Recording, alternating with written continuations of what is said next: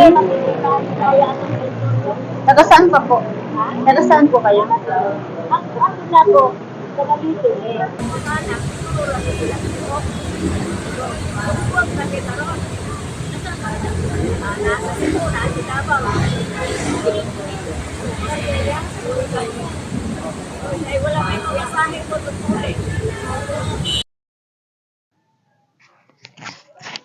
Ayan guys, nag-uusap nga po kami at marami naman po siyang kwento tungkol sa buhay niya at pinakinggan ko lang din siya.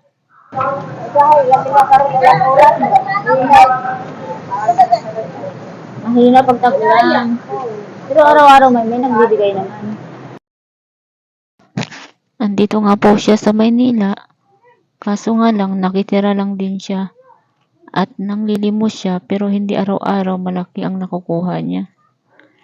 Meron naman siyang nakukuha pero piso-piso lang.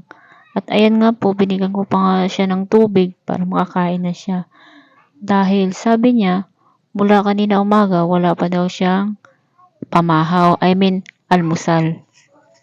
Kaya naawa rin ako sa kanya.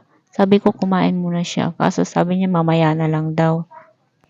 At sabi pa nga niya, mahirap nga daw talaga yung sitwasyon niya dahil dala-dala niya yung mga damit niya, mga gamit niya, kung saan siya pupunta.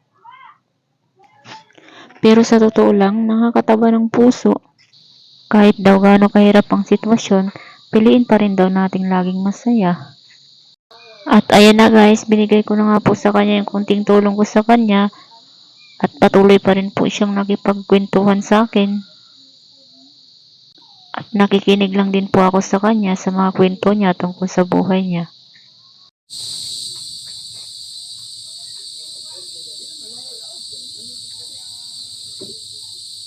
At nagpapaalam na nga po ako sa kanya kasi kailangan ko na rin pong umuwi. Maraming salamat po sa mga nanonood.